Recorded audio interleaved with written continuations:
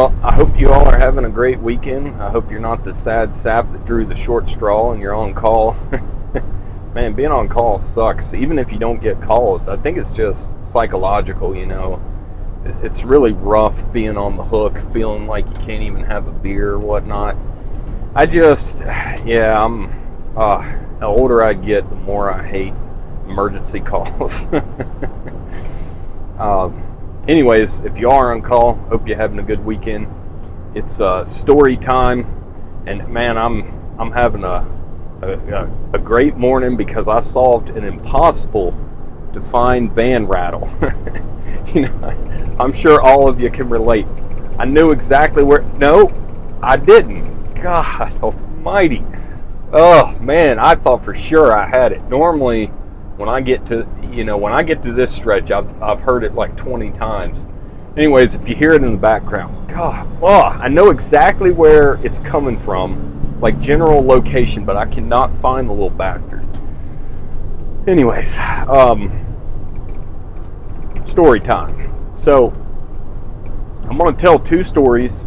One is where I made a mistake, and the other is where I had a really, really bad interaction with a manager. Now, as a young guy, just get used to making mistakes. It's okay. The world keeps going. You just pick yourself back up. In fact, being in a sport or a job or a life situation that kicks your ass can be really healthy, as long as you take it in the right way. But you know, I think that there are things that you can't learn any other way than to be face down on the ground and pick yourself up. It's how you learn humility, fortitude. It's how you learn perseverance. It's such a great experience despite it being painful. And so as a young person in the trades, you're going to have to get used to making mistakes, and don't let the fear of making mistakes paralyze you. There's a lot of young people that are afraid to get their hands on stuff because they're afraid they might mess it up. And there can be some wisdom to that, but there's balance. Just like everything else in life, there's a balance, and you got to take risks. Now, I don't mean risks with safety. I just mean risks with, say, wiring something up and turning on the power. Again, not risk with safety, but there are these situations where you just may not know. You might try to diagnose something and you just don't know, or you get it wrong, or all of that stuff happens. And it still happens to senior techs. Every senior tech on this channel will tell you, and in fact, I would like everyone, young and old, to share some of their own stories that fall into these categories. And the one thing I ask, and I think this is pretty much common sense, but let's just not stereotype or bash a particular type. You know what I'm saying. Anyways, all right. So in the first story, where I made a pretty bad mistake, I got called out to this restaurant kind of late on like a Friday or something. Point is, I didn't want to be there. So, and it's a place I'd never been before, so I don't know where the condenser is. It's a commercial split, so like a 5-ton, and light commercial, right? 5-ton, and it was like around back, and it's in sort of like a shopping mall type situation where it was really hard to get to, and I had to like walk around to get to it. So I just brought my light tool bag, and I had a stubby gauge in there. Well, I saw it like short cycling. So I threw the gauge on, and what do you know? 0 PSI. You know, of course, we've all seen it a million times. So I see that it's R22. I see that it's in pretty rough shape, which is typical for restaurants, right? I get the owner out there, and we're talking, and I'm like, you know, I got a quote for you going both ways. And I was not into pushing new units, but it just made sense in this situation, cost wise. But I still laid everything out. Well, while I was standing there with my hand on the condenser, the unit fires up. So I'm thinking, shit. And it runs, and it keeps running while we're talking. So I'm thinking, oh fuck. And you know, he just flips out, and he goes, he's like, every time you come out here, you tell me to replace this unit, blah blah blah blah blah blah. I mean, just lets me have it, but in a nice way. To be fair, from his perspective, well, I say nice. You know, he was irritated, but in his shoes, I probably would have been way worse. You know, but I was like, man, sorry. And I'm handling it poorly because my mind is racing, and I'm thinking through, okay, what is going on here? And finally, I land at what I think is actually what was going on. Though I just kind of had to get out of there. But what almost certainly happened is that I had one gauge, and I just put it on the suction because, well, you know, just did. I needed a gauge on the high pressure side because that system, being as old as it was, very likely could have been a piston, I would say probably a piston. I think in reality, TXV it probably wouldn't act that way, but some little piece of trash had probably gotten over that hole and just stopped it up, and then after a while just blew through and like cleared itself. So man, it just, you know, it just stuff like that, and it happens where you kind of get tunnel vision, and you've seen something 1,000 times, but that 1,001 time, that's when it changes, and that's when it gets you. But yeah, so that was a pretty bad one, especially because I'm standing right there in front of the owner. Okay, now the next one. This is one of the worst fights that I ever had with the manager. And to be fair, my people skills have gotten better. They're still not that great. I've been told on good authority I have something like ADD, or I have a hard time interacting with people. I even have a hard time speaking. You'll notice that sometimes I speak kind of slow, and that's because I always have thoughts running through my head. You know, it's like a couple TVs playing at the same time. It helps in some ways because it allows me to think lots and lots of thoughts in a short amount of time. But in other ways, whew, it's a real problem. So I can have a very hard time talking to people, especially when I'm in a bad situation. So to be fair, it was that. But man, this woman was psycho. I mean, just crazy. So it was this manager at a humane society, and I go in and I'm just doing a service. Now, one of my faults was the dispatchers, God bless their evil souls, had put this enormous service on my schedule with nowhere near enough time to do it. So I was already not in the best headspace. I'll be honest, I don't like dogs. I just don't. I like cats. They're introverts. They're clean. They shit in a box. They're quiet. I mean, I'm a cat person. Fits my personality to a T. Anyways, I understand you dog people. Dogs are definitely more emotionally giving, I guess, if I could say it that way. But I am not a dog person. Well, I get into this system that's in the dog kennel. Oh God.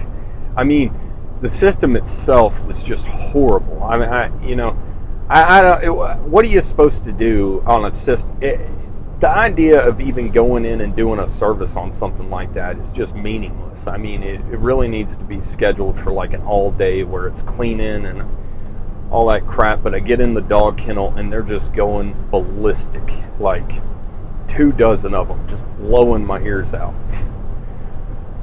Well, I realized that we had been going back every year to replace batteries in this stat, like every year. And so I was like, this is stupid. We were going back on service calls, not on PMs. And so they were paying every year for us to come back and throw batteries in the thermostat. Well, I take it off the wall and I notice the common's not even hooked up. But it's just a matter of hooking up the common in the outdoor unit. So I checked that too. No big deal. Well, we charge for everything, and fair enough. Well, I say we. This was my old company, not where I'm at now. This was still residential, like commercial. Okay. We charged for everything. So I was going to quote something really low, like just really low, almost meaningless, just to wire it up, test it out. In the back of my head, I was like, is this common broken? But it really looked like it was just negligence. Installer just didn't feel like hooking it up and all of that. I mean, I checked for shorts and different things and didn't see any of that. So I mentioned it to the manager. She gets a little huffy and she's like, well, we've never been told that before. And I'm like, I mean, I don't know what to tell you. I can show you if you want. She's like, well, show me. And so we're back in the dog kennel. And man, that is the worst. That was my big mistake. These dogs are blasting in my ear and I'm kind of talking loud, and I got a typical masculine voice, so I guess she got offended at that. But, I couldn't even hear myself thinking there. I mean, when I say blowing your ears out, it was really bad. But if you're a manager at a kennel and you love animals, which she clearly did, I'll get to that in a minute, then maybe, you're used to that. So she was in her element and I'm like a fish out of water. And I'm trying to explain it and she just can't get it. And then she starts trying to guilt trip me like I owe them something.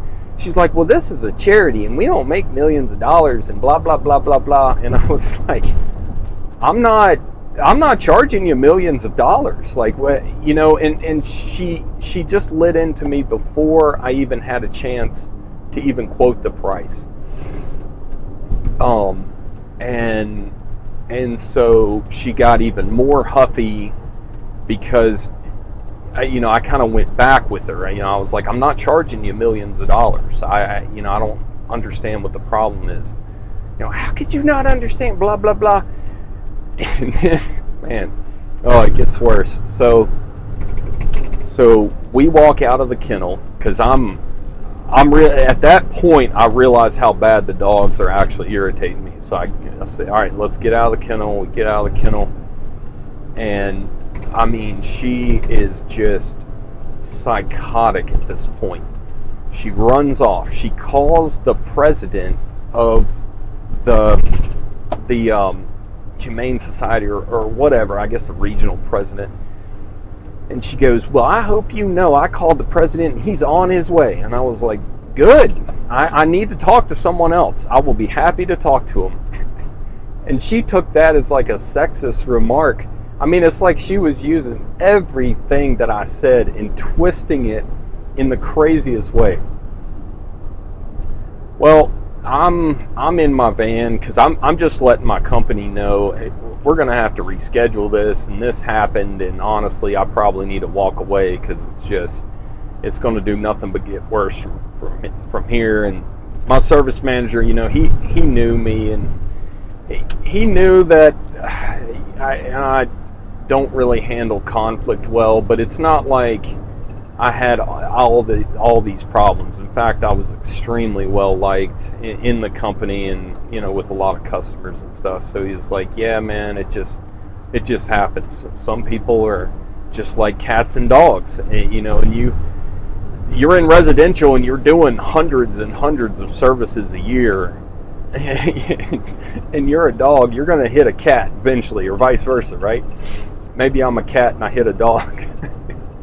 But anyways, so he shows up, perfectly calm dude, and she is still going ballistic and just tearing me down right in front of me, and right in front of me, just tearing me down. And so I end up kind of being like, hey, look, man, let me just explain what's going on. And of course she gets even more angry because I'm mansplaining. It's like, I'm not fucking mansplaining. I'm trying to tell you what you clearly don't understand. And then at that point, man, I ended up getting kind of smart ass with her. I was like, look, take an entry-level class in electronics or electrical circuits, just basic, like kindergartner level class, and you can understand what I'm saying. But if you can't understand it, that's not my problem. So anyways, I might have said it a bit nicer than that, but the dude seemed to kind of get the situation a little bit. But he seemed like, because she had done such a good job, like painting me as some kind of, I don't know, like rapist, sexist piece of shit, probably threw racism in there. I mean, God only knows. He was like, well, hey, let's just call it quits, and we'll figure out what to do later on. And I don't think we ever went back there. And to be honest, that was a win in my book. And certainly, I would not personally have gone back there at all. But I've been in quite a few situations where you're actually trying to do someone a favor, because it would have saved them hundreds and hundreds of dollars over the course of, even just a few years, right?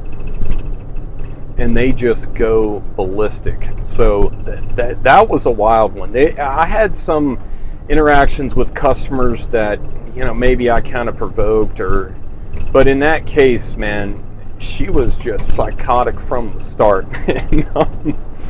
And it turns out that place is, I found out later, is kind of known for having bad vibes. I don't know how else to say it, but I don't think I was I don't think I was the only one struggling under that kind of a tyrant, right?